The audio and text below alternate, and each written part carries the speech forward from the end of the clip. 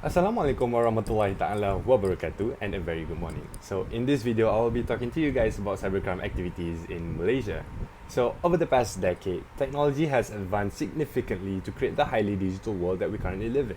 So as a result, the conversations around cybercrime, or maybe consequently we talked about cybersecurity, have grown louder and louder.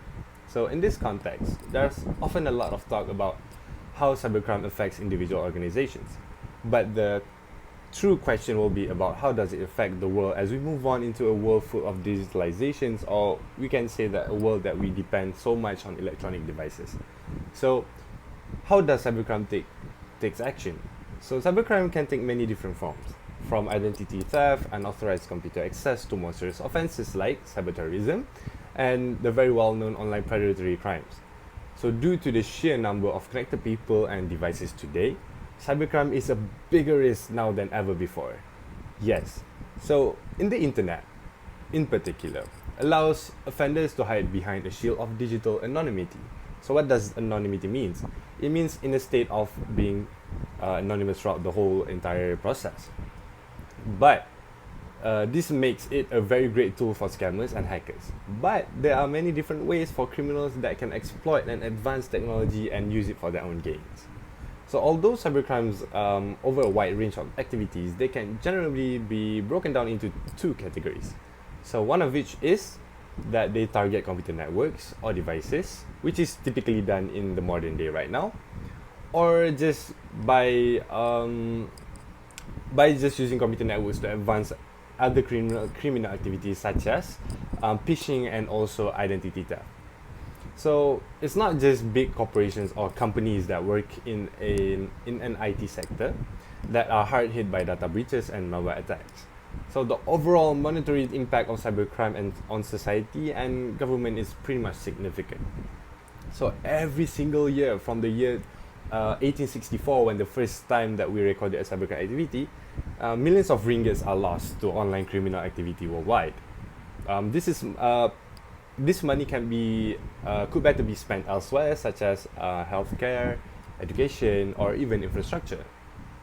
So not to forget that telecommunication networks are also a high-value target for cyber criminals, and a breach here could have devastating consequences. In fact, concerns were raised only recently regarding the use of Huawei parts in not just in Malaysia but the entire world, especially in UK. As the 5G infrastructure, that since Huawei is part of the Chinese state, critics argue a deal with the tech giant would allow Beijing to access the UK's network that would compromise the security and the resilience of the entire world, that how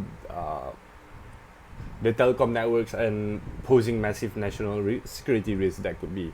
So there's also a problem between the US and the China, where the previous president, which is Donald Trump, have a bit of an argument with Huawei as part of the China's security prevention matters.